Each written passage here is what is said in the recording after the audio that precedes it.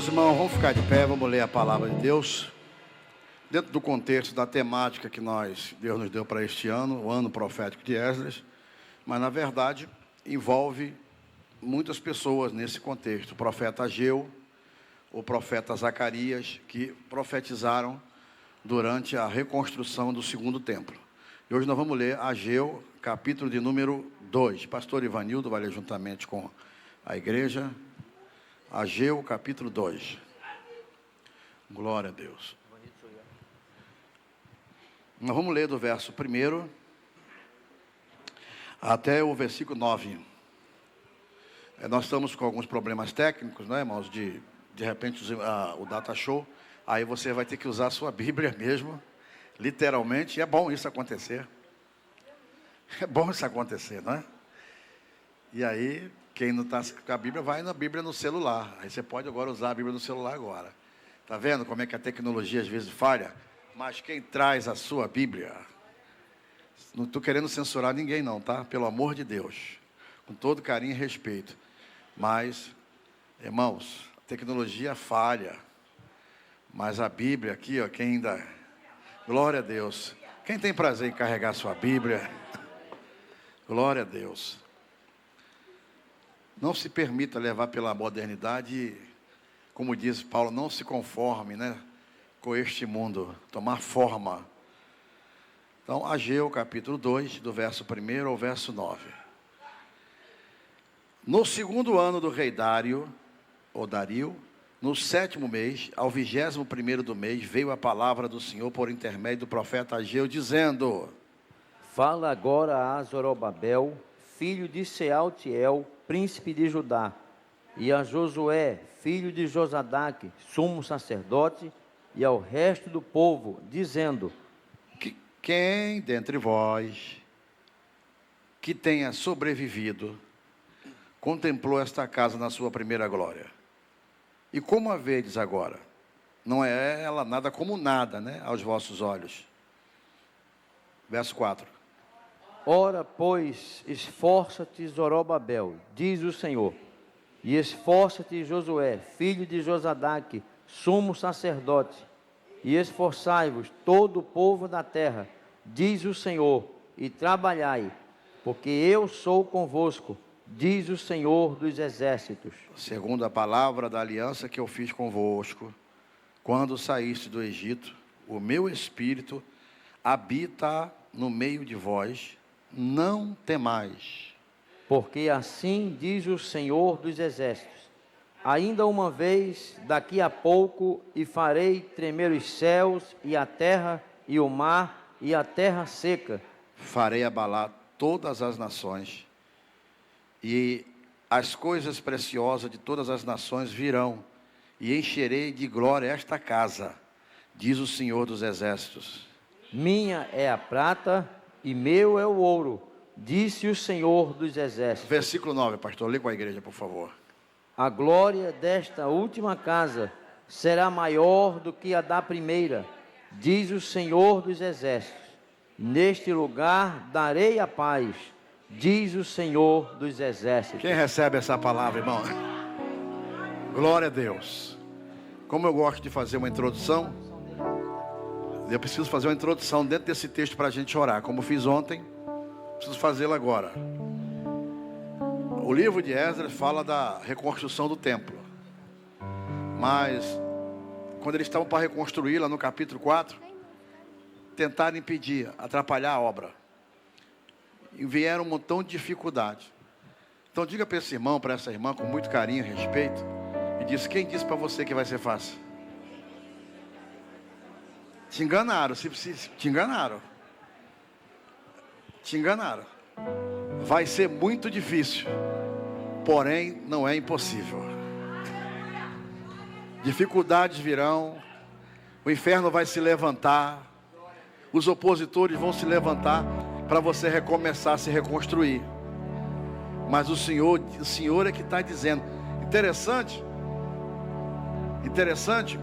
que o verso 3, o Senhor diz assim, comparando essa situação agora com aquela que você viu lá atrás, aos teus olhos não é nada, Que a gente tem mania de fazer comparações. Poxa, eu já tive, eu tinha, eu fui. Poxa, aí Deus diz assim: para de ficar comparando.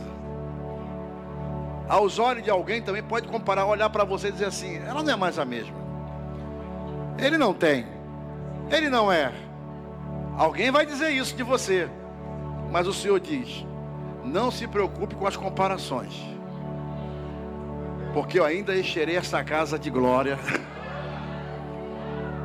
E Deus está dizendo: eu fico, isso é para mim também. E Deus está dizendo: minha é a prata e meu é o ouro. Então, você tem fé para isso? Ficamos desesperados, mas Deus diz: ainda nesta casa eu darei paz. E a glória desta última casa será maior do que a primeira. Você recebe isso? Você crê nisso? Glória a Deus. Pastora Aura, vem orar aqui. Depois o louvor entra louvando a Deus. A princípio com 2 louvores. Amém? Glória a Deus. A paz do Senhor, igreja. Amém. Glória a Jesus. Oremos ao Senhor. Pai bendito, Deus amado, nós queremos te louvar, glorificar o teu nome, Senhor, na beleza da tua santidade. Com nossos corações gratos a ti, nós queremos render graças, porque a ti pertence a honra, a glória, todo louvor. Pai, a tua igreja está reunida, Senhor, num só propósito de te dar a melhor adoração, o melhor louvor. Que seja, Senhor, nossos corações agora abertos para te entregar toda adoração, todo louvor, porque o Senhor é maravilhoso, o Senhor é Deus forte, o Senhor é o Pai da eternidade, é o príncipe da paz. E nós queremos render, Senhor, a nossa gratidão a ti. São 8 anos de vitória, 8 anos que até aqui a tua boa mão tem sido para conosco. Não temos palavras, Senhor, para te agradecer, Senhor amado, mas aqui estamos com nossos corações abertos. Ah, Pai querido, a tua igreja, Senhor, neste momento te clama, te adora, te louva, Pai. Por isso nós rendemos graças a ti. Que o Senhor abençoe os nossos irmãos que estão a caminho. Traga eles na tua paz, na tua segurança. Que cada um que adentrar por essas portas possa sentir a tua glória manifesta sobre a tua igreja nessa noite, porque a tua presença já se faz presente em nosso meio. Por isso rendemos graças a ti, em nome de Jesus. Amém. Glória a Deus. Permaneça de pé. Neste momento eu queria pedir para que você se desprendesse de tudo aquilo que te impeça de adorar o Senhor. E feche seus olhos e cante esta canção comigo.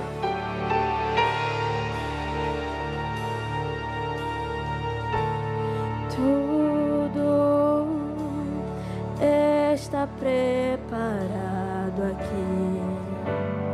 A casa e o meu coração também. Tu és o único motivo que me fez chegar.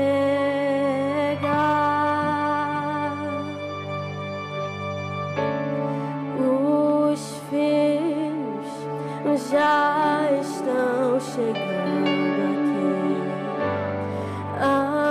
Agora somos 2 ou 3 ou mais. Encontre meu coração disposto a queimar por ti. Cante isso. Todos os versos e canções que eu consegui cantar, todas as vezes quebrantado, só quero te falar que teu é o reino e a glória pra sempre. Teu é o domínio e o poder. Amém, amém.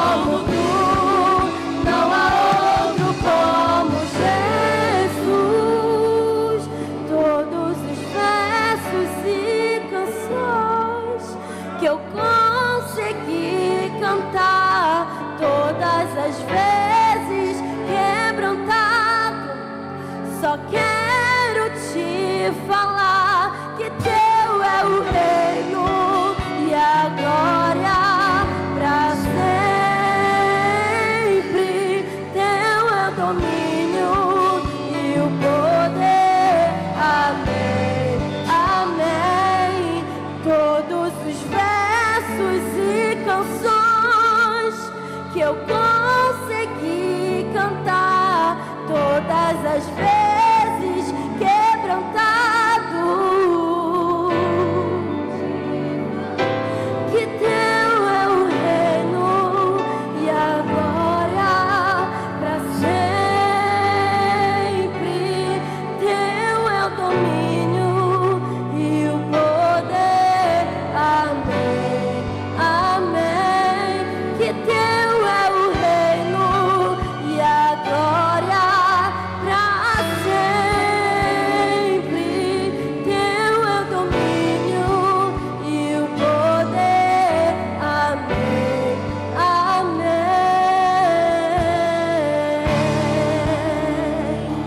Glória a Deus, glória a Deus, glória a Deus.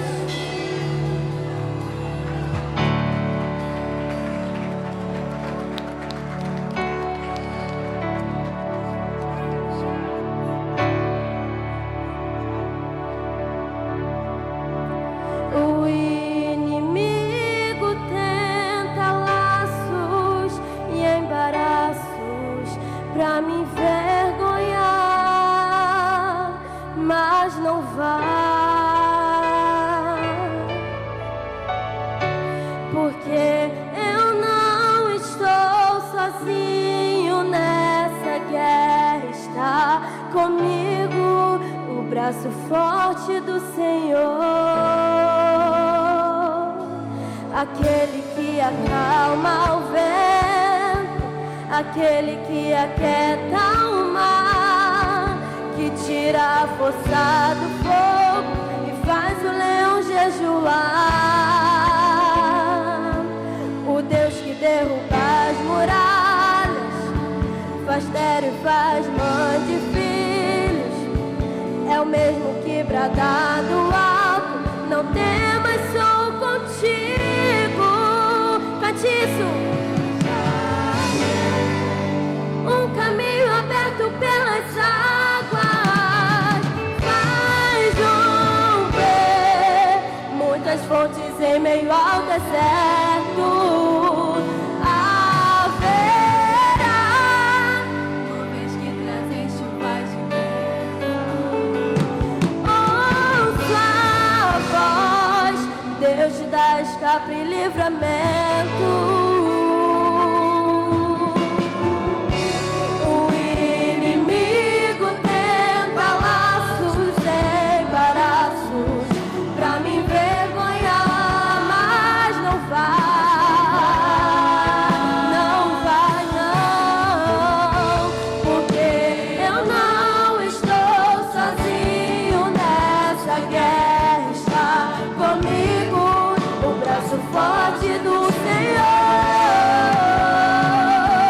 Aquele que acalma o vento, aquele que aquieta o mar, que tira a força do fogo e faz o leão jejuar. O Deus que derruba as muralhas, que estéril faz mãe de filho, é o mesmo que brada do alto, não temas, sou contigo.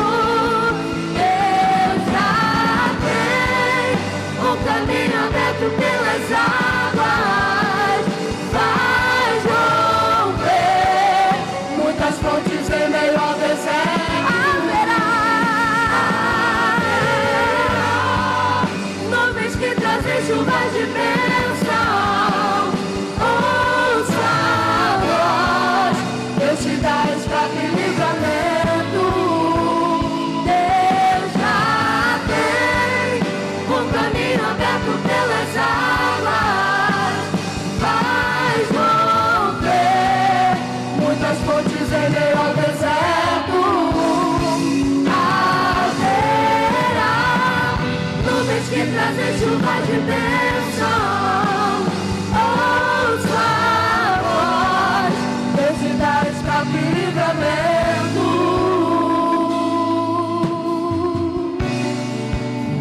Glória a Deus, glória a Deus.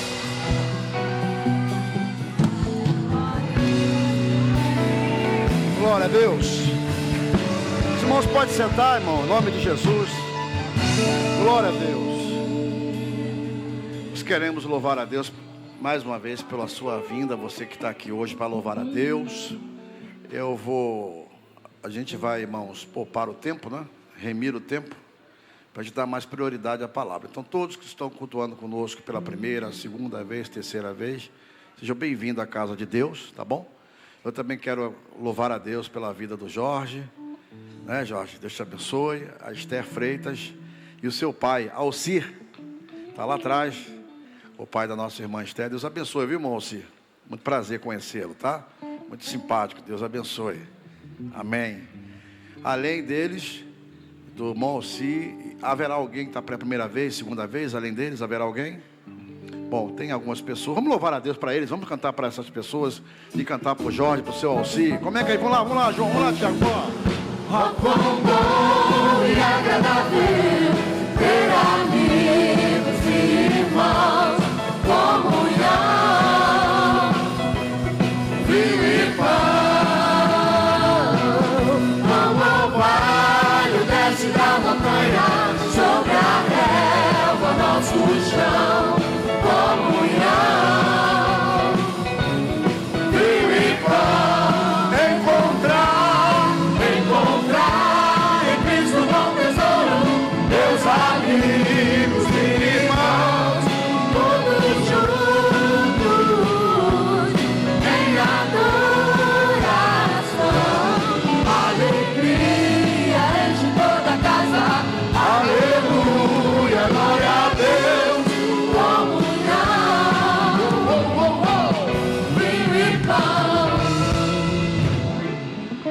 Amém. Queridos, como já disse para os irmãos, chegou a hora de você ofertar ao Senhor Jesus, entregar o seu dízimo, sua oferta. Eu não, se os irmãos já me conhecem, vou ficar lendo o texto para vocês, ficar aqui mexendo com a emoção de vocês. Vocês sabem, não é? Das nossas demandas, os nossos compromissos. Que Deus continue te abençoando a sua sementeira, as suas sementes em nome de Jesus. Quem vai trazer o seu dízimo vai vir aqui à frente, se quiser fazer também. Senão, os obreiros vão estar passando aí, você vai estar ofertando na casa de Deus. Amém? Louva o nome do Senhor. Pode ir, obreiros.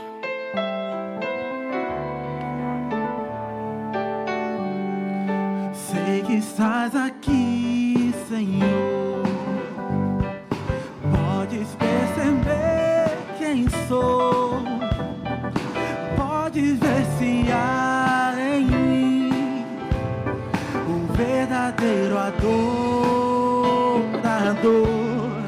A minha oferta eu ofereço a ti, Deus meu, pra reconhecer que nada tenho, tudo é teu. Quero te adorar, ainda que a figueira não floresça. Quero me alegrar, mesmo se o dinheiro me faltar. A vitória vem, mesmo que pareça que é o fim. Pois tu és fiel, Senhor, fiel a mim. Tu és fiel, Senhor, eu sei que tu és fiel.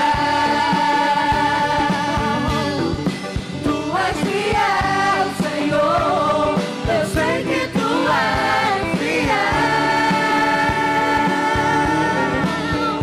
E ainda que eu não mereça, permaneces assim. Fiel, Senhor, meu Deus, fiel a mim.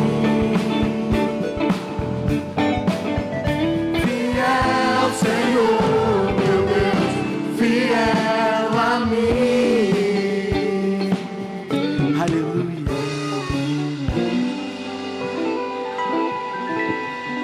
Muito obrigado, gente. Deus abençoe. Obrigado.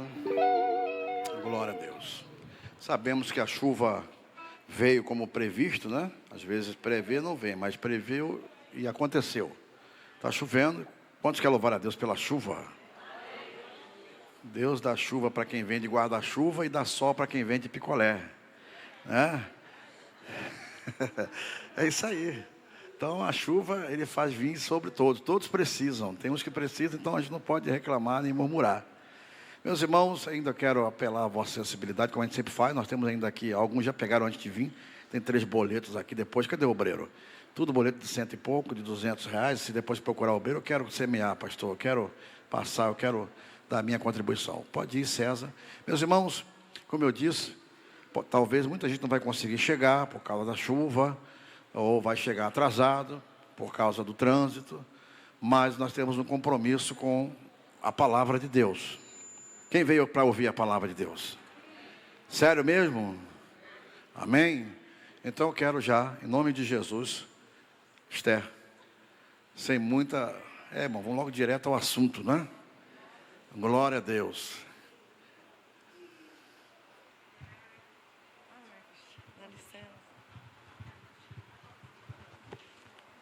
A paz do Senhor para a igreja.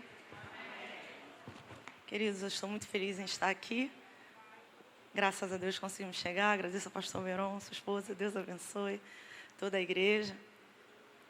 Eu parabenizo, que venham muitos anos ainda, cada vez mais. Deus em Cristo abençoe. Eu sei que o Senhor sempre fala aqui neste lugar, irá continuar falando daqui para frente, durante esses dias. Quero convidar vocês a abrirem suas Bíblias no livro de Esdras.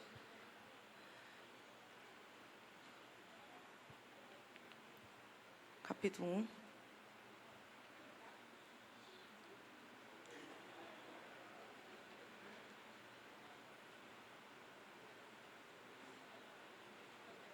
Verso 1.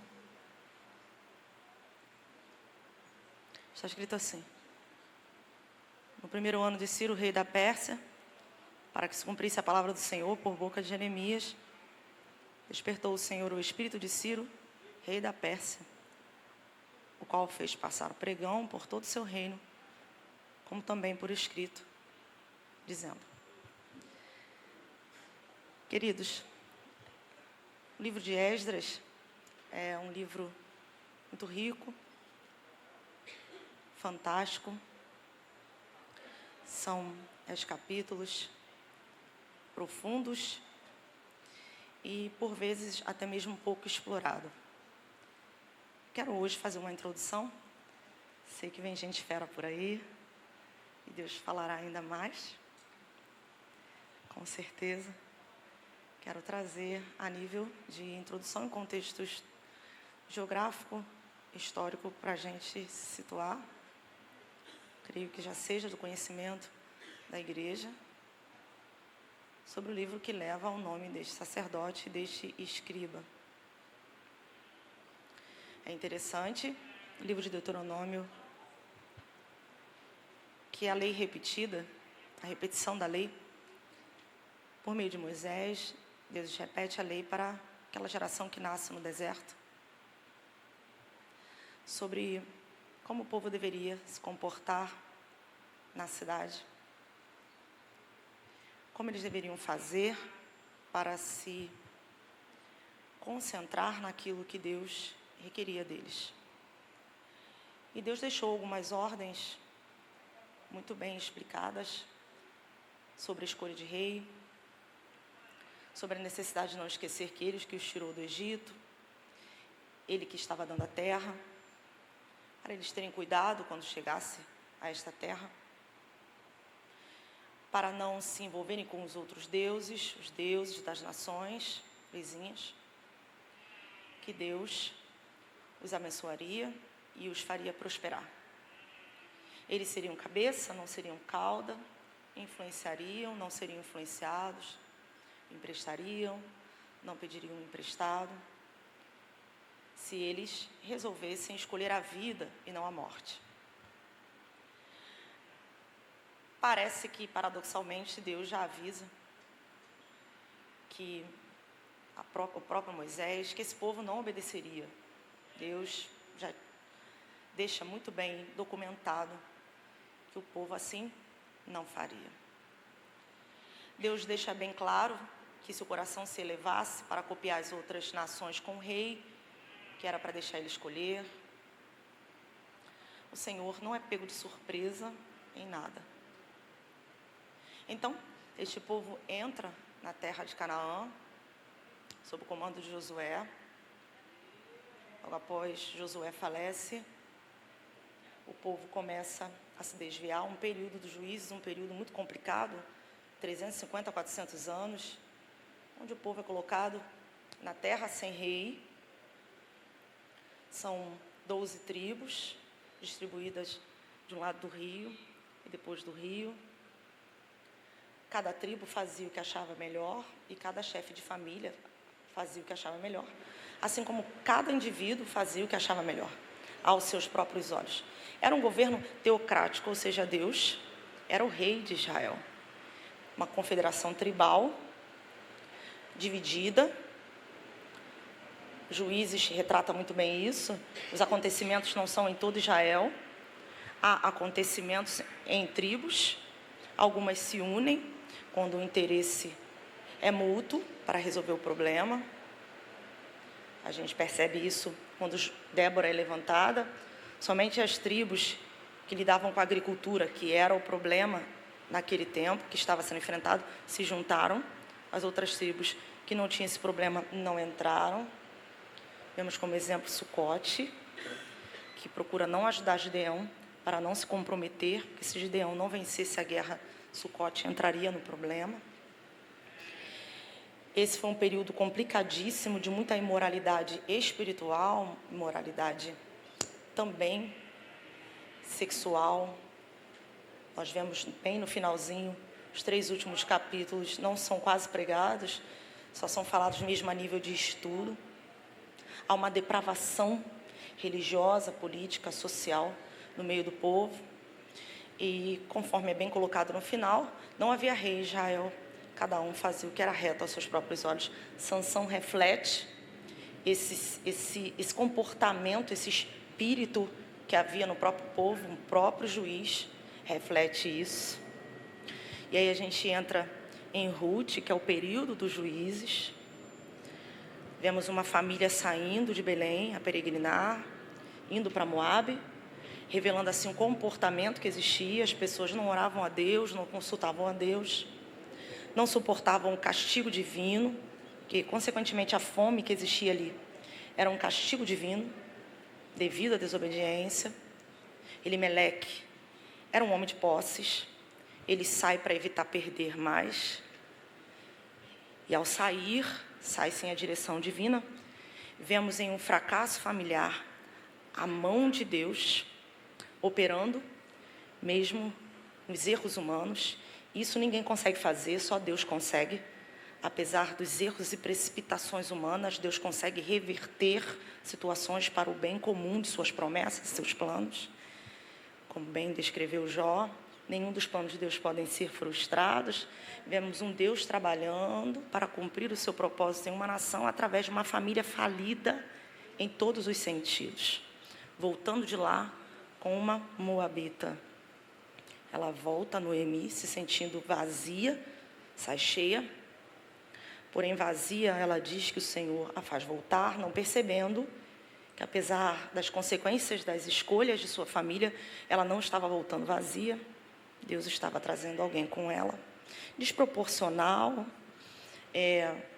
daquelas pessoas que ninguém imagina que dali poderia sair alguma coisa. Enfim, nós vemos a última palavra do livro de Ruth, Davi. Então, percebemos o livro de Ruth fazendo essa transposição e essa ponte, essa transição. Na Bíblia hebraica, Ruth e Juízes era um livro só. E aí a gente passa para primeiro livro de Samuel. E ainda estamos no período de Juízes. Vemos um sacerdote corrompido, Eli, com seus filhos corrompidos. Ele não consegue educar seus filhos, não tem força para segurá-los, não tem braço forte para tirá-los, repreende, mas não toma atitude. E então, vemos Deus trabalhando em uma família, novamente. Os planos de Deus nunca são planos dissociados de pessoas comuns, acreditem.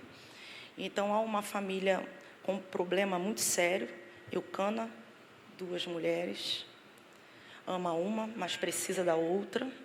São as grandes crises da vida familiar, mas naquele contexto, ele ama a Ana, mas ele precisa pensar na sua geração futura, então ele precisa colocar alguém para lhe dar filhos. Mas percebemos na esterilidade de Ana uma permissão divina para levantar alguém que ele precisa para controlar a nação.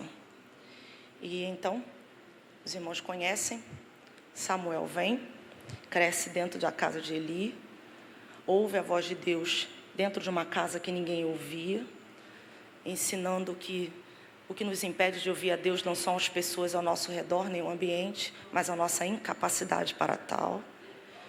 Então, Samuel ouve a voz de Deus.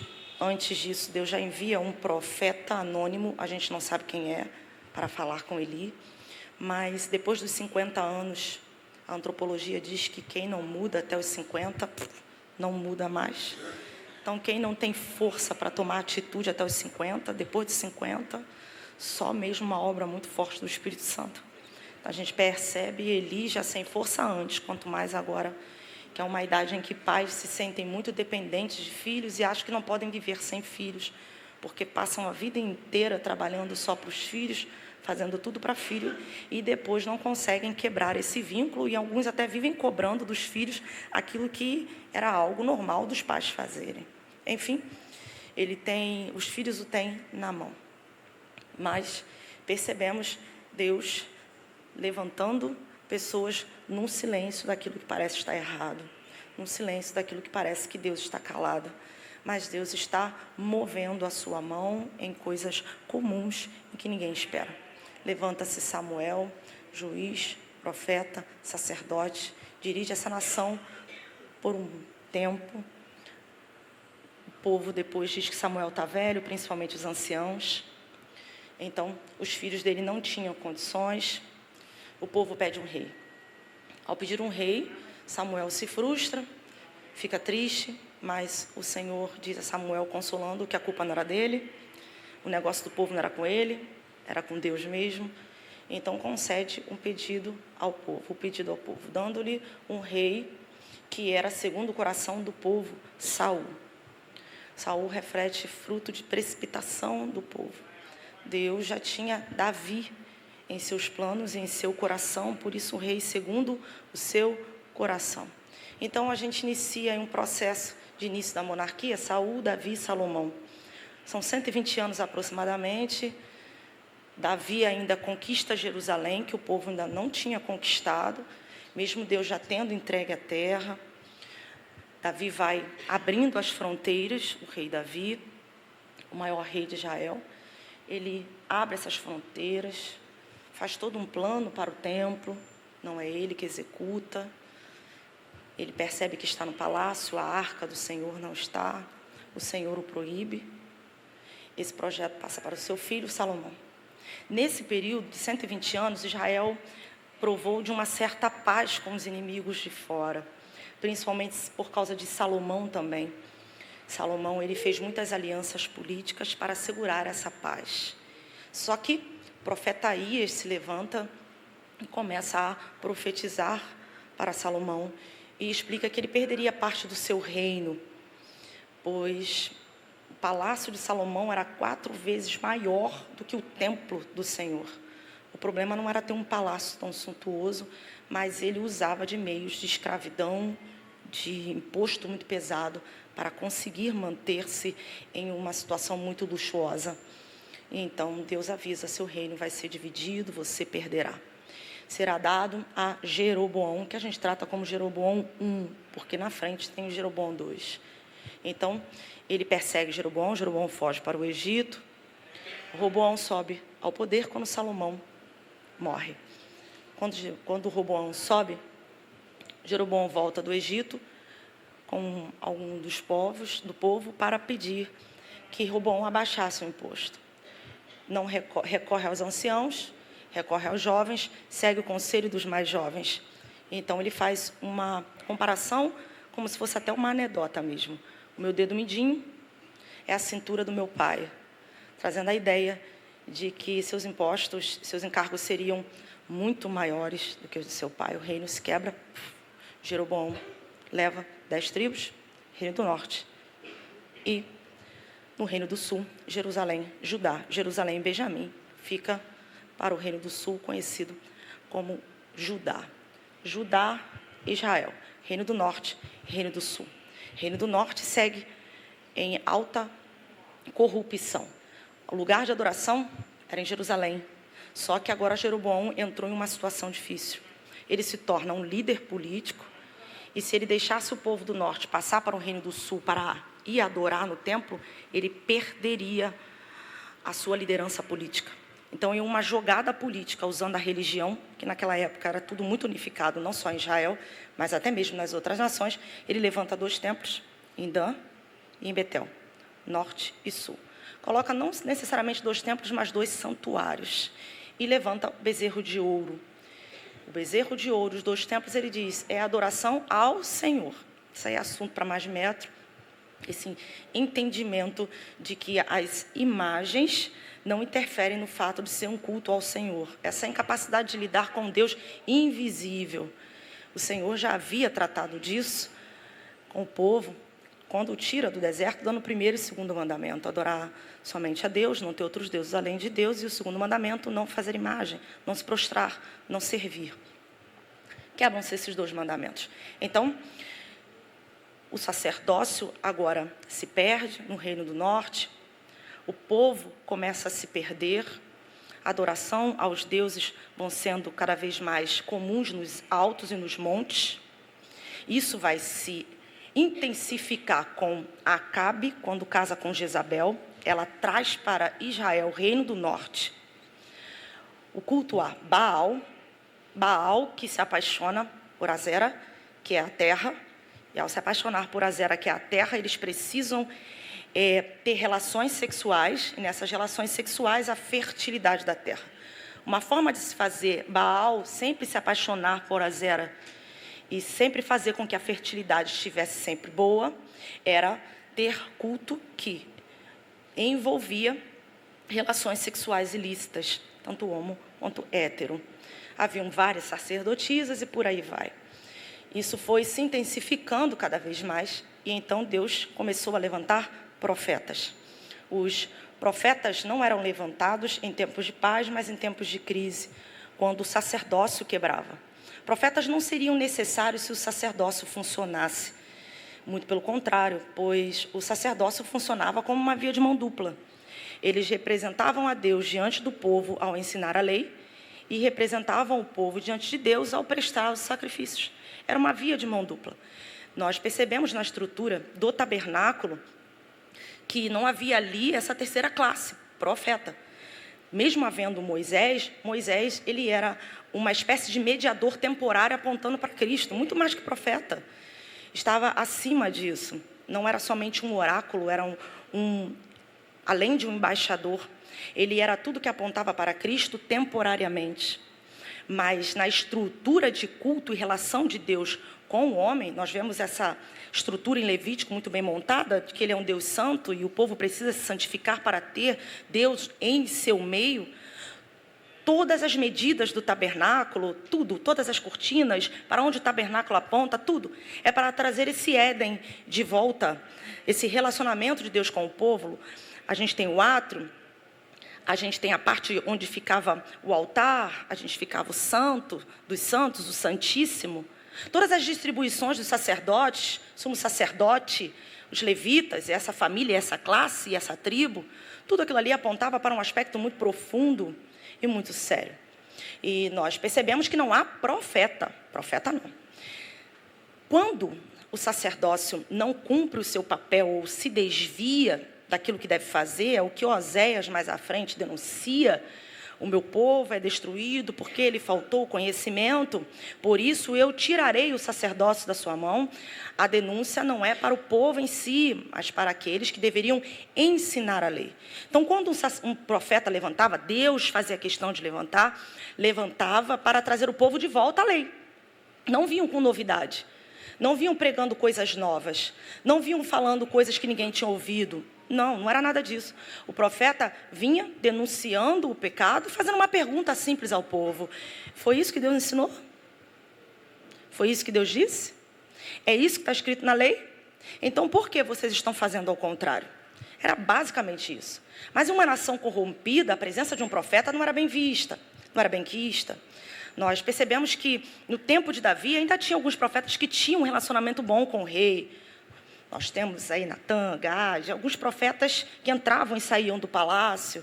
Nós vemos mais à frente, no tempo de Ezequias, aí, Reino do Sul, que ainda teve alguns reis bons, mas Reino do Norte foram 19 reis, ninguém prestou. Nenhum rei foi bom. Tirando aqueles que roubaram o reinado e subiram ao poder, porque Deus não fez questão de manter a dinastia. O que é dinastia? Quando o reino passa de pai para filho, para manter essa questão sanguínea. Isso se mantém no Reino do Sul, porque havia uma promessa com Davi. Só que Deus ama, e Deus sempre dá oportunidade. E quando Ele avisa, não é para destruição, muito pelo contrário. Sempre que Ele levanta profetas, é para dar uma chance, é para chamar a atenção, é para dar oportunidade de arrependimento, é para regeneração e restauração. Mas é difícil falar a verdade para um povo que está divorciado da mesma e não quer ouvir. Então a gente vê profetas como Elias, chamado de perturbador de Israel, no tempo de Acabe. Ele e Eliseu fazem uma dupla de profetas que só eles fizeram os milagres que fizeram, ninguém fez como eles. Eliseu, então, é o que mais aponta para Jesus nessa questão. Principalmente Elias era mais complicado do que Eliseu. Eliseu ainda tinha um bom relacionamento com os reis, Elias não tinha. A sua personalidade era uma personalidade difícil, chamado Tisbita, porque ele era tipo um estrangeiro dentro do povo. A sua forma de aparecer já é incrível, como citado na Bíblia. E apareceu Elias, profeta, controverso, complicado, que enfrentava o rei, que era uma pedra no sapato do rei Acabe. E nós vemos o tempo passando e cada vez mais o cerco se apertando para o Reino do Norte. Nações venciam nações, impérios venciam impérios para tomar o poder. E então a gente vê o Egito, a Síria, nações do mundo antigo, os caldeus, Babilônia. Nós vemos estes reinos, mas principalmente a Assíria agora numa crescente. A Assíria começa a fechar o cerco. Jeroboão II, Jonas profetiza que seu reino cresceria. Ele era mau, amplia, de fato, as suas fronteiras, cresce, prospera. Levanta-se Amós. Em um momento de prosperidade muito grande do reino do norte, na mão de Jeroboão, Deus levanta um profeta que era boieiro, cuidador de sicômoro, para profetizar contra essa riqueza e essa prosperidade. Em uma época, no Antigo Testamento, ter riqueza e ser próspero era uma condição de bênção. Era uma prova de que você era abençoado por Deus. Não à toa, Deus prosperava todos aqueles homens que Ele chamava. Porque era a visão do mundo antigo. O Deus que conseguisse prosperar mais quem era dele era o Deus mais forte. Não era uma guerra de povos, era a guerra de deuses. O povo que perdesse uma guerra, o seu Deus perdeu a guerra. Então era subjugado. E vemos Amós subindo e explicando que essa prosperidade do Reino do Norte, na verdade, era uma prosperidade ganha em cima dos mais pobres. Os marginalizados eram explorados. As mulheres são comparadas, o que hoje daria uma cadeia, vacas de Bazã. Ou seja, a ideia é dizer que elas eram mimadas, que era o oposto de todo o resto da população. Mulheres mimadas que a qualquer custo queriam manter sua vida de luxo, mesmo que para isso pessoas deveriam perder tudo que tinham. Influenciavam seus maridos a cometerem injustiça para manter sua vida nababesca. O profeta levanta, profetizando contra isso e explicando que tudo isso seria perdido. ele é ameaçado pelo sacerdote, e então ele explica a sua condição. Mais à frente temos Oséias. Oséias, o profeta, acaba vivendo ele mesmo a própria profecia. O Senhor coloca sobre ele um jugo muito forte, muito pesado. E então, a pregação de Oséias é ligada à mulher samaritana. Para entender o capítulo 4 de João, você precisa compreender o profeta Oséias. Tiveste 5 e o que tens não é teu. São justamente as 5 congregações de deuses que entram em Samaria. E agora, o que tens não é seu, é Roma. E a gente percebe numa conversa com uma mulher toda a teologia daquilo que foi quebrado no Antigo Testamento. Vários deuses, 5 congregações com seus vários deuses entram. E é quando Oséias levanta e diz: vocês estão sem conhecimento. Por quê? Falta-lhes o conhecimento exato, porque além de colocar os bezerros e levantarem outros santuários e não irem para Jerusalém, eles começaram a fazer outro tipo de religião, baseada no Pentateuco, algumas diferenças, e a idolatria. Então, Oséias explica que isso é falta de conhecimento. É quando ele explica: conheçamos e prossigamos em conhecer ao Senhor. Mas esse conhecimento não é intelectual, porque alguém pode ter um conhecimento meramente intelectual e não ter fé. A Bíblia ela pode ser estudada como um livro comum, e há pessoas que se desviam ao lê-la. Há pessoas que não têm estrutura para lidar com livros apócrifos, com certo tipo de teologia, entram e não acreditam mais em nada. Porque a fé meramente intelectual, ela não é o conhecimento que a Bíblia fala. O conhecimento bíblico é relacional. O temor do Senhor é o princípio do conhecimento, da sabedoria. É o princípio não de intelectual. A nossa visão grega, da nossa cultura greco-romana, está muito baseada a esse conhecimento de mente. Mas um conhecimento de mente que está muito atrelado à simples inteligência e o saber falar. Não. A cultura judaico-cristã explica que este conhecimento é relacional. Quanto mais eu temo a Deus, mais eu tenho condição de me relacionar com Ele. Isso é interessantíssimo.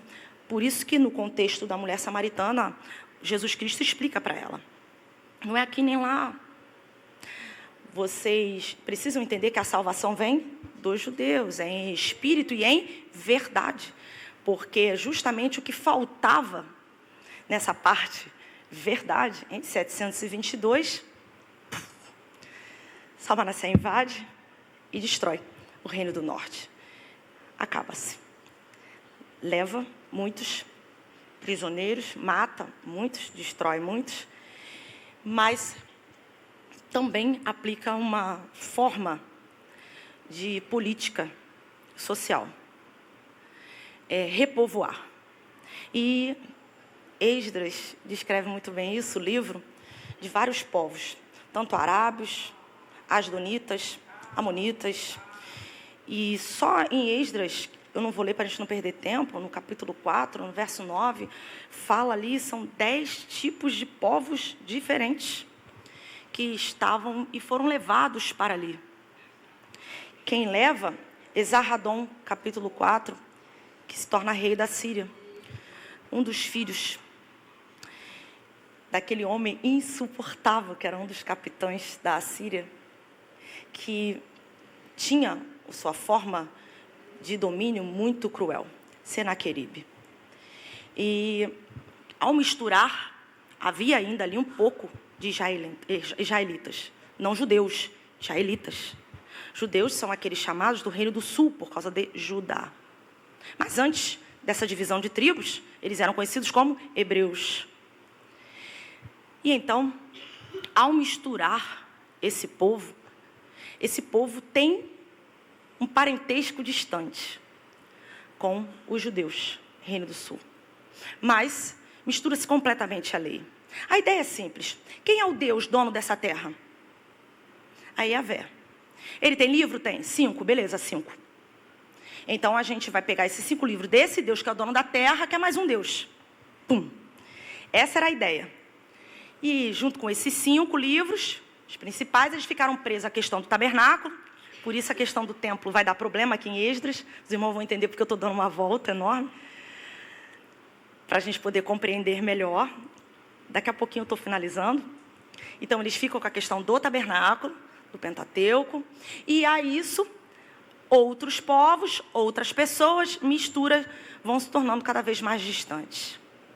No Reino do Sul, enquanto isso, Deus começa a levantar também profetas para falar à nação. Aí a gente já está passando um pouquinho mais para frente, porque Deus tinha uma promessa com o Reino do Sul por causa de Davi. Eu vou manter o seu trono com o rei, nunca ficará vazio. É a minha palavra. Deus, ele tem compromisso e é fiel com a sua palavra. Não é com Davi em si diretamente, mas ao que Deus falou a Davi.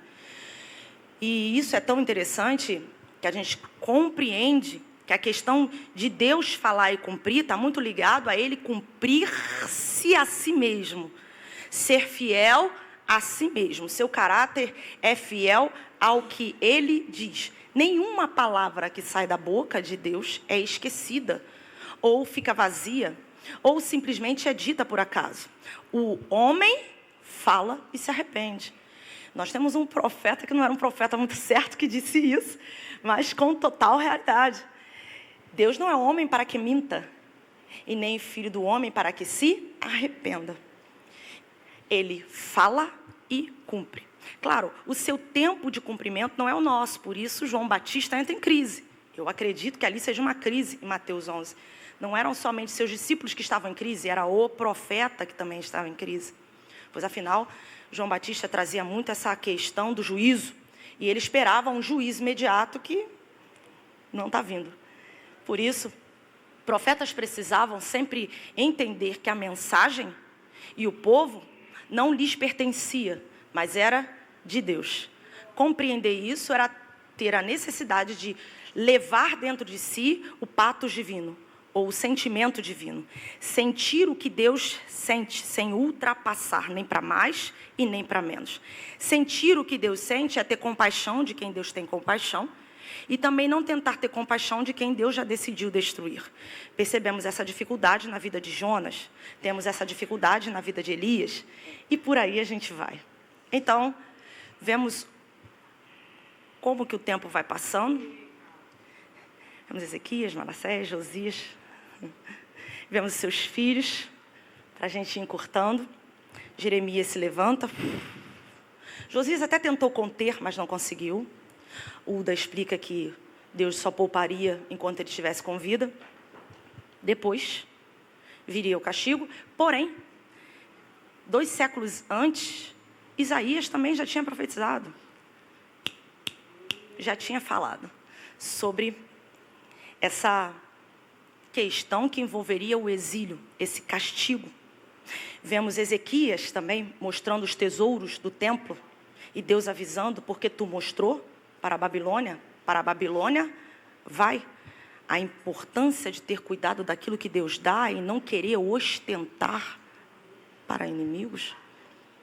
Percebemos um Deus que já sabia como aplicar o seu castigo em um povo que decidiu desobedecer por rebelião. Jeremias se levanta.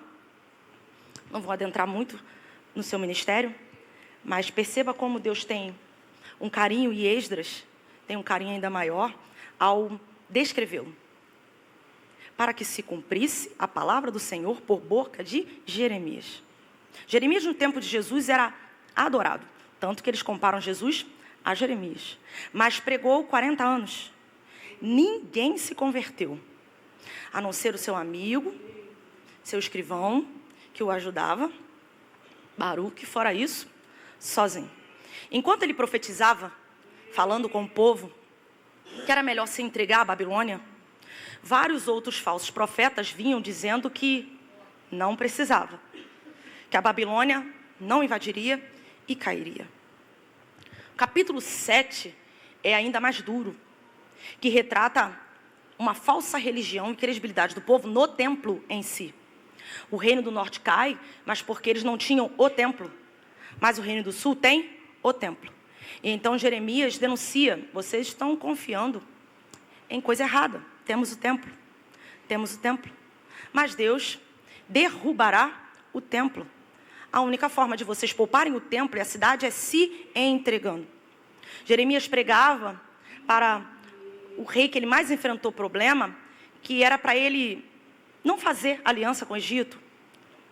Mas se entregar era melhor. Então, ele sempre estava na corte, visitando a corte e passando por julgamento. Existia um que conseguiu fazer Jeremias sair ileso, mas da outra vez não.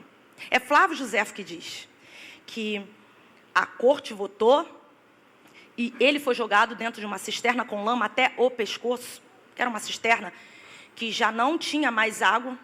A água secou, formou-se lama. Ele caiu com lama até o pescoço. A tradição diz que é de lá que ele recita: eu quero trazer à memória aquilo que pode me dar esperança.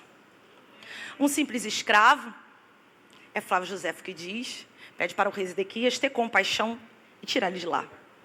E ele sai. Ele tira, tem uma conversa com o rei.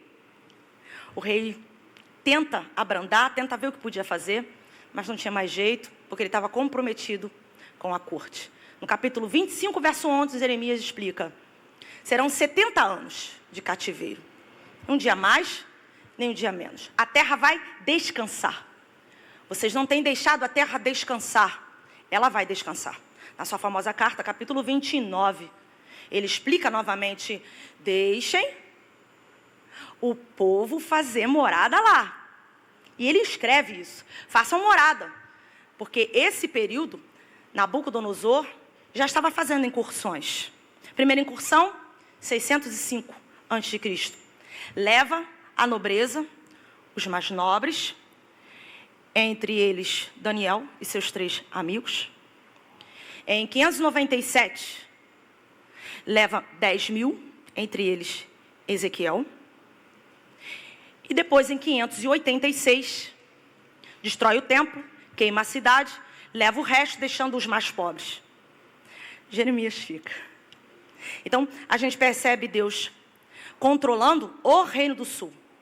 Perceba, quando Nabucodonosor leva, não leva com requintes de educação. É Iraque. Babilônia é Iraque, é o que a gente tem hoje. São 1.500 quilômetros. Longe pra caramba. O melhor caminho é você ir beirando o rio Eufrates. Mas a gente acredita que ele não fez isso, ele foi pelo deserto da Jordânia, que é mais complicado, é mais difícil. Como eles faziam para levar prisioneiros? Amarravam cordas aqui, na perna, bem aqui no calcanhar. Do calcanhar amarravam o outro à frente, aqui, que amarrava aqui, que amarrava aqui. Esse povo foi levado para a Babilônia. Repito, os mais pobres não. Esse povo foi levado para a Babilônia no final. E no meio do deserto, não havia tempo para descansar. Pausa para beber água. Existiam velhos, crianças, mulheres, grávidas. O requinte de Nabucodonosor não era tão grave quanto os assírios, mas ainda era grave. O que você acha que formou-se no deserto? Um vale de ossos secos. Porque judeus foram ficando pelo caminho. Foram morrendo, pisoteados, arrastados. E aqueles corpos que ficaram se tornaram um grande vale de ossos secos.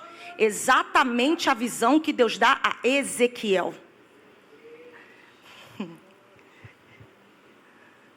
Tamanha crueldade? Crueldade ainda não, queridos. Quando você lê o livro de Lamentações, você percebe a crueldade ainda maior.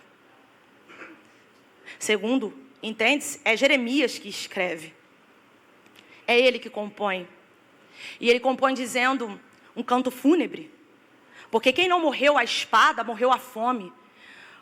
Porque ainda não havia bomba atômica, nem pólvora. Então você vencia a cidade sitiando. Deus mandou. Contemporâneo a Jeremias, Abacuque também se levanta um pouquinho antes. Porque ele estava indignado com o pecado dos judeus. Ora, o que eles estavam fazendo dentro do templo, colocando outros deuses. No lugar santíssimo, outros deuses. Acabando com a casa de Deus. E Deus já havia dito: se vocês quiserem adorar outros deuses na minha terra, que a terra é de Deus. Foi só em caráter de consignação. Foi só em caráter de empréstimo. Deus deixa isso muito bem claro. Da mesma forma que eu coloquei vocês lá, eu tiro. Porque o que mantém vocês não é o tamanho de vocês, não é a força de vocês, não são as armas de vocês, não é a inteligência de vocês, é o Deus de vocês. Então, se vocês traírem o seu Deus, vocês perdem totalmente a vossa identidade e o seu caráter de invencibilidade. Mas para isso era preciso obediência, o trivial. O básico, é fundamental. E o que é básico e fundamental? Não terás outros deuses. Não farás imagem. Não tomarás o nome do teu Deus em vão. Guarda o sábado para o santificar. E isso em relação do povo com Deus. Quando se quebra os 4, os 6 últimos se quebram. Vira uma bagunça. Porque o povo começou a compreender a lei, não pelo seu princípio, mas somente como forma ou de proteção de amuleto, ou como forma intelectual. Qual é o princípio? Isso se resume, Cristo resume muito bem, amar a Deus e ao próximo.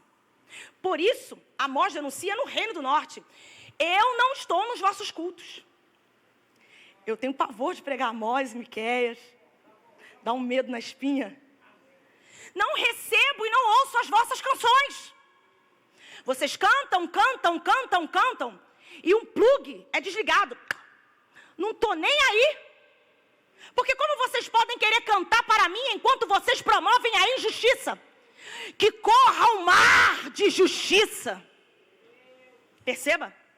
A injustiça é sempre proveniente da falta de fé, que tem como resultado a idolatria. Sempre onde há idolatria, haverá injustiça. Não é esta a pregação de Jesus no Sermão do Monte, quando ele vem especificar e aperfeiçoar o que é a lei? Buscai primeiro o reino e a sua justiça. O Sermão do Monte nada mais é do que a justiça do reino de Deus, a explicação exata de sua lei. Jeremias foi jogado no poço, foi colocado no tronco, tentou correr de todo jeito, e tem algo sobre ele, e uma palavra sobre ele, que geralmente eu falo mais em aula, porque é surreal no hebraico. As palavras em hebraico são difíceis de falar em púlpito. Iludiste-me, Senhor, e iludido fiquei. Tu foste mais forte do que eu, e prevalecestes. Isso é uma tradução no português. Mas no hebraico é insuportável de ouvir.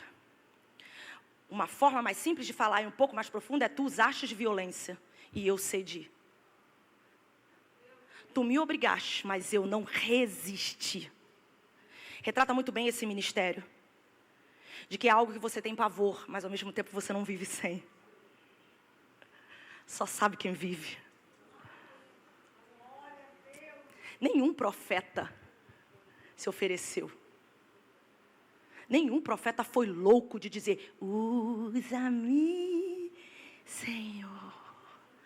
Só Moisés fez 5 objeções. Nem doido. Não quero nem saber disso. Porque Deus ele tem uma peculiaridade de fazer o profeta viver a própria profecia, porque só está apto a profetizar quem está comprometido e não somente envolvido. Quer entender a diferença de envolvimento para comprometimento? Não sei se eu já expliquei aqui, acho que eu já falei. Envolvimento é a galinha no café da manhã norte-americano, bota ovo e fica viva. Comprometimento é o porco que para dar bacon tem que morrer. Para sentir o que Deus sente e falar o que Deus quer que você fale, é preciso comprometimento com Deus. E isso é muito sério. A gente percebe Daniel e os 3 amigos, 3 jovens, adolescentes. Não sei se eu já falei sobre Provérbios aqui ou só sobre Eclesiastes. Provérbios é fantástico. Provérbios é escrito para adolescente. Não é escrito nem para mulher, nada disso. A primeira audiência de Provérbios é adolescente. Sempre que Provérbios usa o simples, a palavra simples em algumas traduções, ele está falando do adolescente. Você acha que Deus deixaria a sua criação sem um manual para a fase da loucura? entre os 12 e 25 anos. É a fase da loucura. O simples é aquele que ainda está no caminho escolhendo, serei tolo ou serei sábio?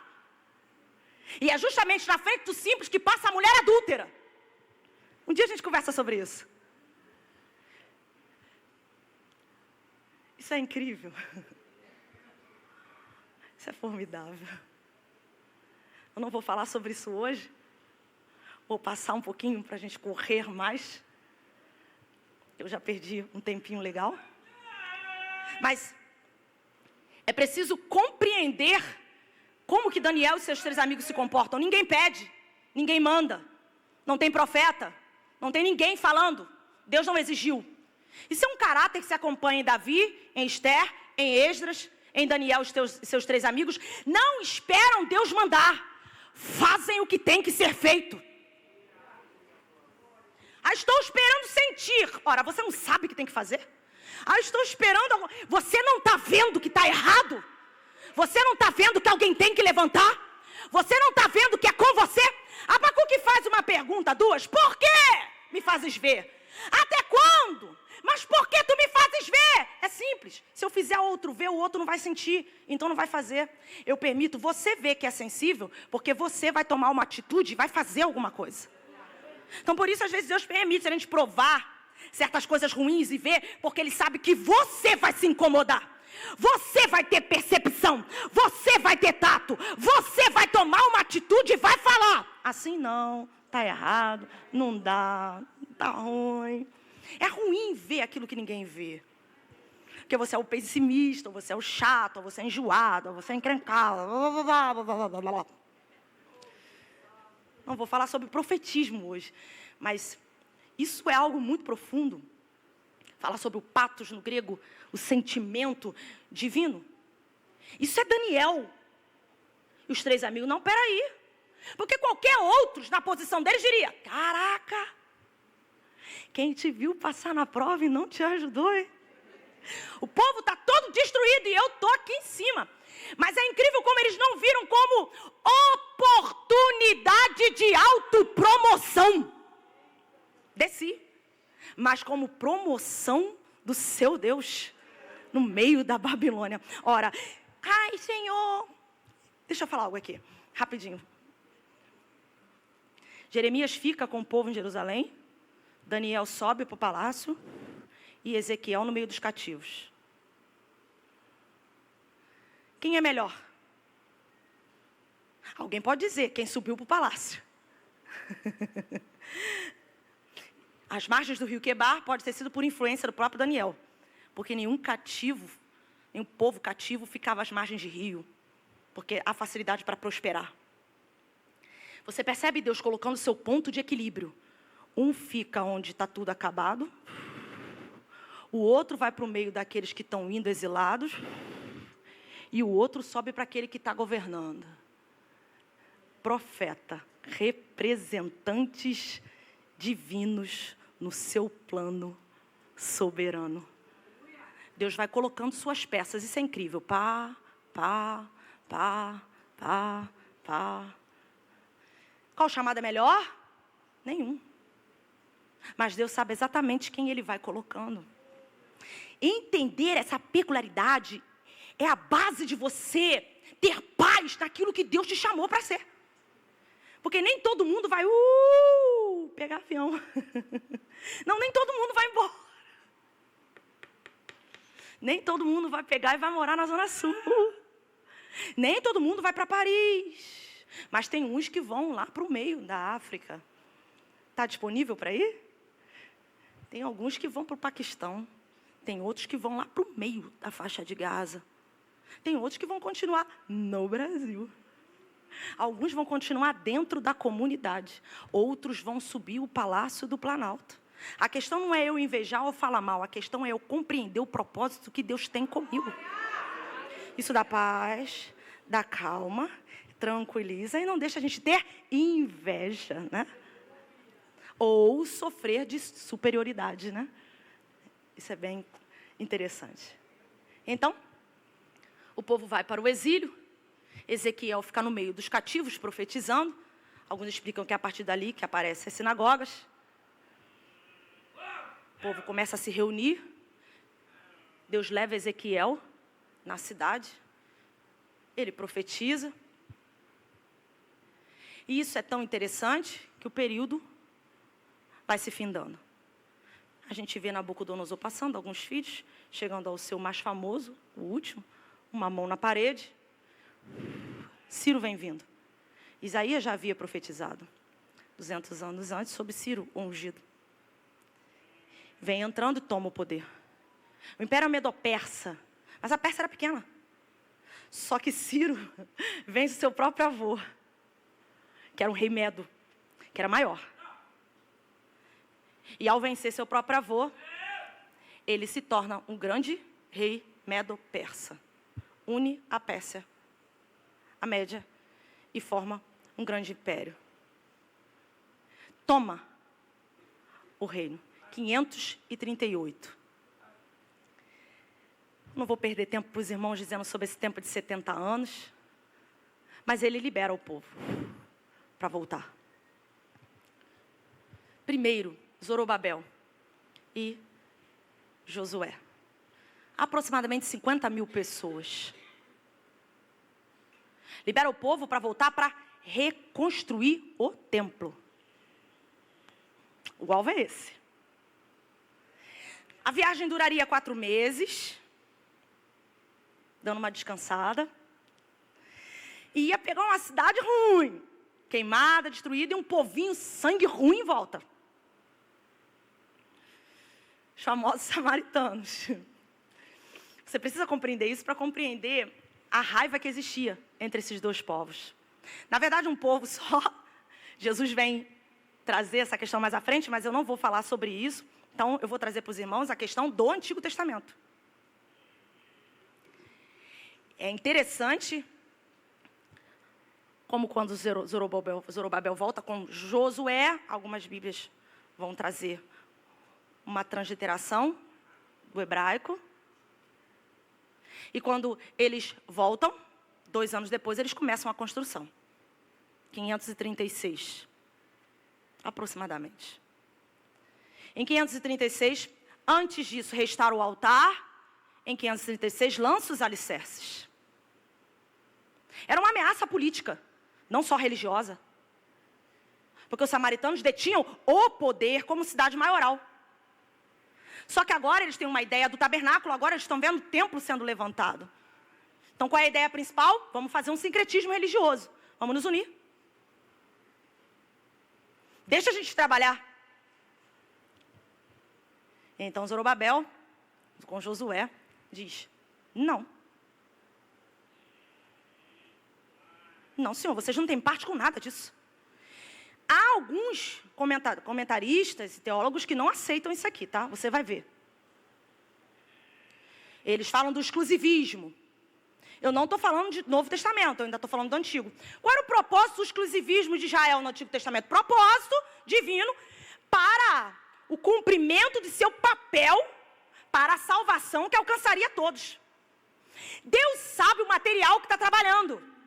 E a facilidade que esse povo tem de se corromper.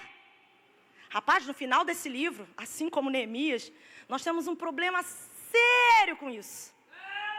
Nós temos uma facilidade de, apesar de sermos castigados, fazermos e cometermos o mesmo erro.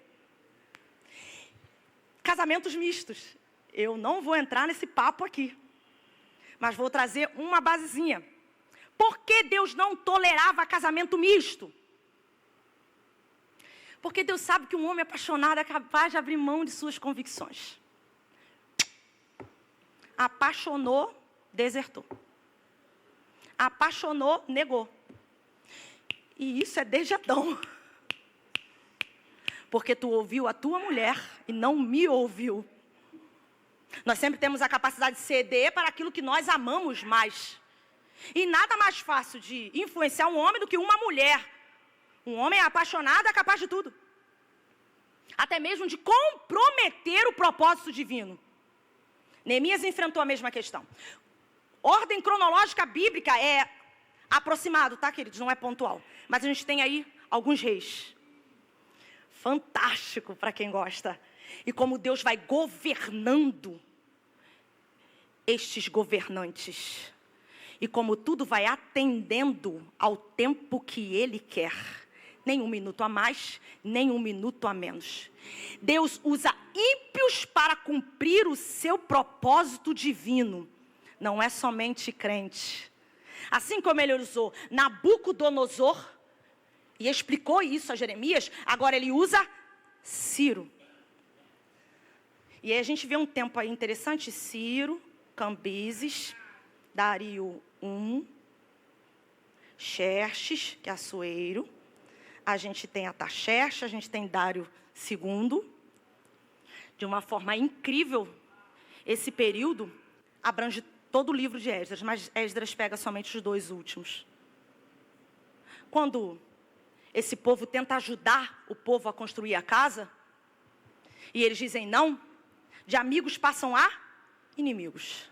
É interessante, eu estava lendo, eu já li um tempo atrás, eu marquei, eu achei isso fantástico. Então, eles começaram a desanimar o povo. Já que eu não posso ajudar, não posso participar, vou fazer desanimar. E eles alugam conselheiros para frustrarem esses planos. Deus havia dado uma ordem por Ciro. O povo está cumprindo. Mas é interessante que aqueles que começam a ver a construção desse novo templo, que era maior que o de Salomão, mas mais pobre. Salomão era todo revestido a ouro. E esse não é não. É maior, mas é mais simples. Alguns choravam ao olhar e ver a diferença do templo. Saudosismo desenfreado, que não deixa perceber que Deus é Deus do passado, do presente e do futuro. E que diferenças materiais não significam que Deus é inferior ou perdeu. Há hoje um saudosismo chato, não é? E que é mentiroso. Porque se você olhar para trás, para a história da igreja, sempre teve problema. Se você caçar, eu gosto de hinos antigos, mas tem hino errado também. Esse dia eu estou ouvindo um. Olha aí, tão bonito, mas é errado. O saudosismo não deixa a gente olhar para frente, aí se juntou.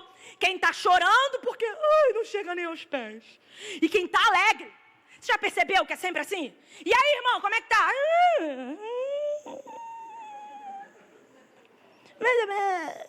Você já sabe que é aquela pessoa insuportável que você nem pergunta. Você vai, Pai, Senhor. Pelo amor de Deus, você senta, só reclama, só fala, só murmura, está sempre chateado, está sempre com raiva. Nada presta.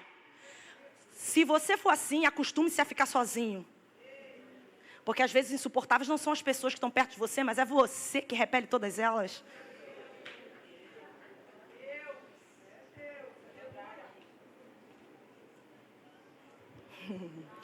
Vamos passar para frente. Não satisfeitos, pedem para embargar a obra. Reum, comandante, e Cisai, o escrivão. Cambises para essa obra. A Bíblia está Artaxerxes. O nome dele era Cambises. Você vai ver muito Artaxerxes, você vai ficar louco. É um título, na verdade. Então, ele embarga a obra. Flávio José disse que ele era muito ruim. Ruim mesmo. O bicho era ruim. Embarga a obra. São 15 anos parada a obra.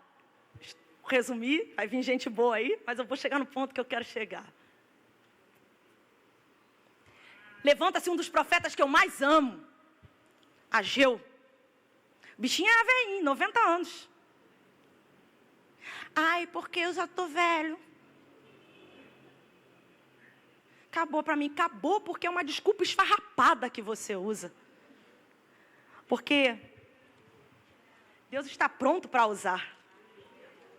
Eu acho uma fala dele interessante. Esse povo anda dizendo por aí, ainda não é tempo. Isso é incrível, gente. Já percebeu que todo mundo usa essa fala para justificar seus fracassos? Ainda não está no tempo. Não, ainda não é o tempo. Não chegou o tempo. Como não chegou o tempo? Se eu mandei vocês voltarem e movi o coração de um rei para autorizar e ainda dá todo o material para vocês, desculpas esfarrapadas. Quer dizer que o templo, para construir o templo, para mim, ainda não chegou. Mas para fazer casa para vocês, chegou. Caraca, isso dói lá na espinha. O bichinho é danado. Quer dizer que vocês usam tudo que eu mandei para construir o seu conforto. E a minha casa fica parada. A ideia mais ou menos é aqui. Frouxos. Eu, o Senhor, estou com meus olhos sobre vocês. Aí vocês plantam, não dá nada. Isso aqui é terrível. Vocês colocam em saquetel furado. Ué, mas eu peguei tanto, não está dando nada. Sou eu, o Senhor, que tranquei. Enquanto não fizer o que é prioridade, vocês não terão nem para viver. E aos que estão falando mal dessa segunda casa, isso é incrível. Aqueles que estão tentando falar que é inferior, deixa eu dizer uma coisa. A glória da segunda casa será maior que a da primeira. A Bíblia diz que o coração de Zorobabel se levanta. E ele se ergue. E ele começa a trabalhar. Rapaz, se levanta um rapaz aqui esquisito, com um nome estranho. Tatenai. Afinal, o edito foi mandado. Não construam. Tatenai se levanta com ordem de quem? Vocês estão com ele? Ele era samaritano. Com ordem de quem? Quem mandou? E eles explicam educadamente. Porque crente não precisa ser sem educação. Não é? A nossa luta não é contra carne e sangue. Ele era governador. Não era um governador fantástico, porque tinha outro, com nomes que estão lá, que era governador sátrapa. Ele não era um sátrapa, ele era um governador da província. Mas sabe aquelas pessoas que pensam que são quando quem é não está? É isso aí.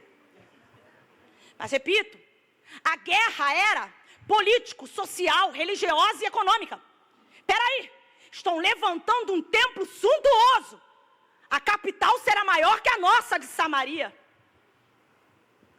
Escrevem carta agora, quem está é Dario. Tem que ver se quem autorizou foi Ciro. Só fizeram um favor, foram procurar ver. Estava tudo documentado. Foi Ciro que mandou. Mas perceba que antes de Dario mandar a ordem para continuar, o povo continuou sobre a ordem daquele que manda. Será que nós estamos com essa habilidade de continuar baseado no que Deus falou, independente de quem tenta parar? E de quem diz, pode parar. É melhor, né? Porque o negócio é complicado. Neguinho está levantando dali, pode dar problema. E tem sempre alguém enjoado perto da gente.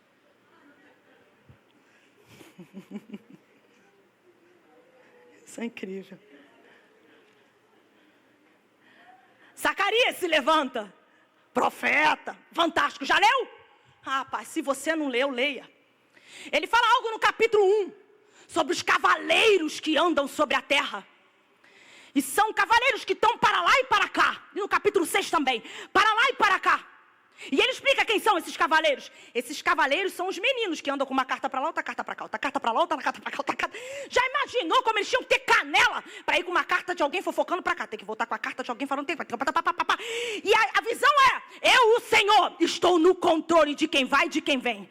De quem fofoca e de quem autoriza. De quem tenta parar e de quem vai dar o aval. Eu, o Senhor, estou no comando de tudo. Só que Satanás se levanta contra Josué para lhe opor. Não vou falar sobre isso não. Ele é sumo sacerdote. Ele está agora em Jerusalém. Satanás se levanta contra ele. Suas vestes estão sujas. Afinal veio da Babilônia, se corrompeu com alguma coisa. Só que se corrompe. Mas não adianta Satanás tentar acusar. É o Senhor que está trazendo e é Ele que vai tratar. Se a gente não compreender que a guerra é espiritual, porque Satanás sabe da importância de Josué, mas nem Josué sabe da importância importância que tem. É quando você está no chamado e pensa que tudo é uma questão natural. Mas Satanás está com ódio de tu. Porque ele sabe do teu potencial na mão de Deus. Oh, aleluia. Só que você está aí assim,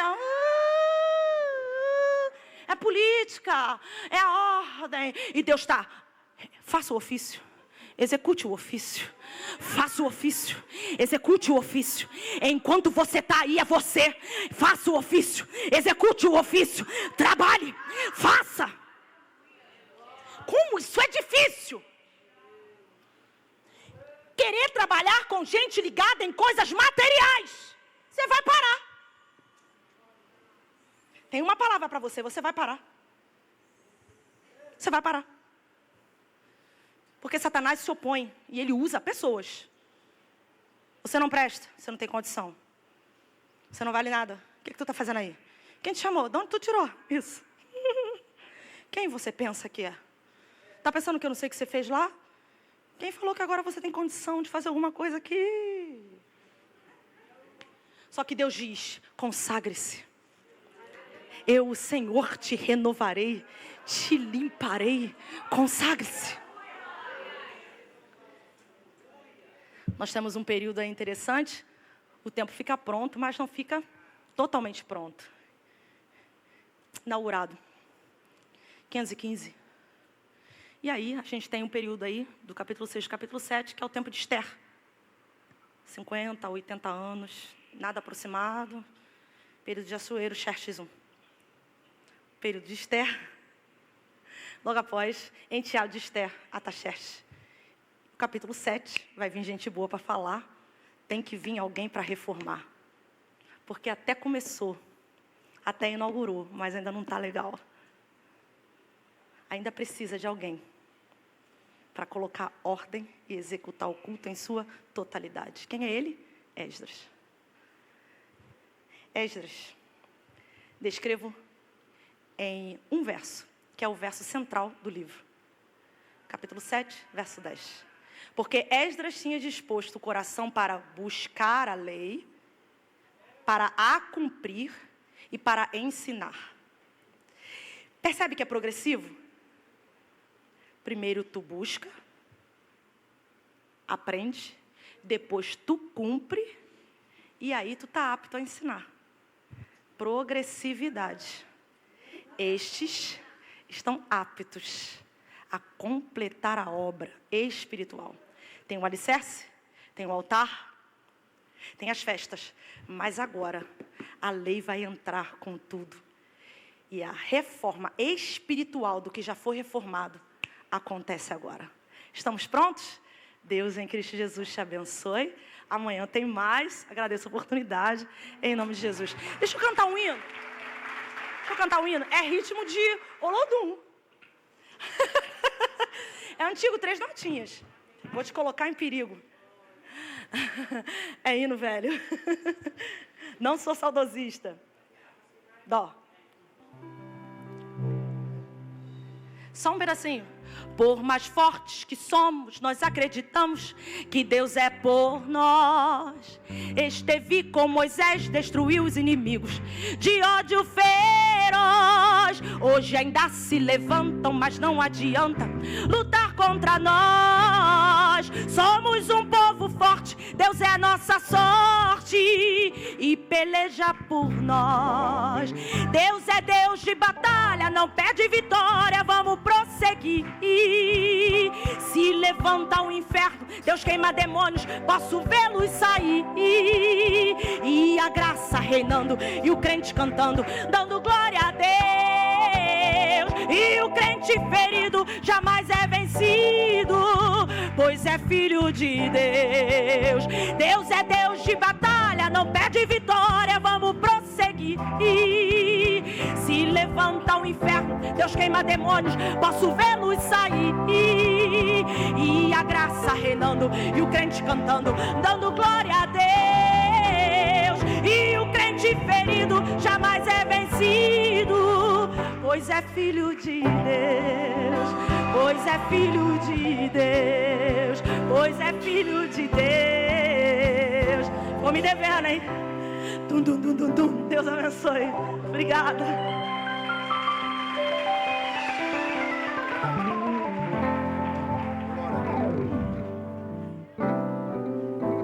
Ficamos de pé, irmãos. Meu Deus. Quantos louva a Deus por estar aqui ouvindo. Sério mesmo, você quer agradecer a Deus porque você ouviu. Bendito seja o nome do Senhor Jesus. Meu Deus, ficaríamos aqui, sim ou não, irmãos? Ficaríamos aqui, poções foram liberadas, né? Tem gente reclamando às vezes de culto, de pregador, reclamando, não gostei. Sabe qual é o seu problema? O meu problema, o nosso problema? Que não seja. Sabe o que é? O público é o mesmo. Todo mundo está aqui, o público é o mesmo. Mas nem sempre a repercussão, a diferença acontece em todos. Por quê? Hebreus 4:2.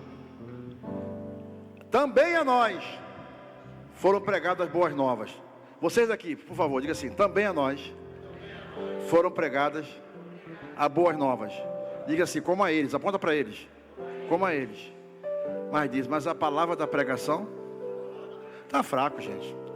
Diga assim: porque também a nós, vocês falam aí, foram pregadas o quê? As boas novas. Como a eles, aponta para eles. Mas a palavra da pregação nada lhe aproveitou. Por quê? Por quê? Fala, por quê? Porque não estava misturada com a fé daqueles que ouviram.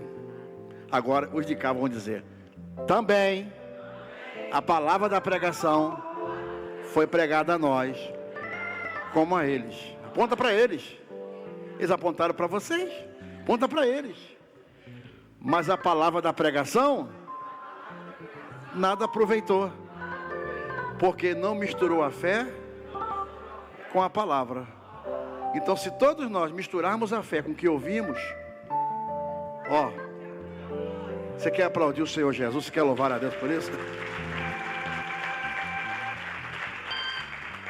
Deus continue abençoando, Esther, sua vida, sua mente, seu coração, sua alma, sua família, em nome de Jesus, tá? Quero louvar a Deus por estar aqui esta noite, por ouvir tudo que nós ouvimos. Meus irmãos, a caneca da ADPEC, 8 anos, quanto é que é? R$40, tá? É a caneca para poder estar colaborando, participando dessa obra maravilhosa. Deixa eu aqui, não é você beber o seu café, o seu chá e lembrar. E está aqui o livro de Esdras, tá? Isso é profético, tá bom? Depois você procura na saída ali. E temos lá na cantina ali, torta de limão, salgadinho, sanduíche de pernil. Passe na cantina ali. Diga assim: você já comeu o maná espiritual? Agora me leva no maná físico, não é? Glória a Deus. Vamos agradecer a Deus por essa noite memorável, abençoada. Pastor Diego, vem orar, agradecer a Deus, pastor Diego. Que Deus continue abençoando os irmãos. E amanhã, se Deus quiser, temos mais. Sem nenhuma mais considerações, que tudo já foi falado. Amém? Pai, nós te agradecemos, ó Deus, por essa palavra, por essa porção que o Senhor derramou sobre a nossa vida nessa noite, Pai. Gratidão a Ti, Pai. Estamos saindo daqui cheio de Ti, cheio da Tua presença, com o nosso carro transbordando, ó Pai, de tudo aquilo que nós recebemos, ó Pai, nessa noite, ó Deus. Leva a Tua igreja em paz, em segurança, Pai. Dá uma noite abençoada, renova as forças dos Teus filhos, ó Pai. Aquele que vai pegar a sua condução, aquele que vai pegar o seu carro, Pai. Que o Senhor venha acampar seus anjos ao redor dos bens do Teu Filho, da vida do Teu Filho, Pai, e que nós possamos viver tudo aquilo que nós ouvimos nessa noite, que nós possamos aplicar no nosso dia a dia, Pai, para que a Tua boa obra venha se completar sobre a nossa vida, Pai. Seja conosco, é isso que nós te pedimos e te agradecemos em nome de Jesus. E o amor de Deus, o nosso eterno Pai, a graça salvadora do nosso Senhor e Salvador Jesus Cristo, e as doces consolações do Espírito Santo seja com todos. Todos dizem... E a vitória pelo sangue, operando Deus.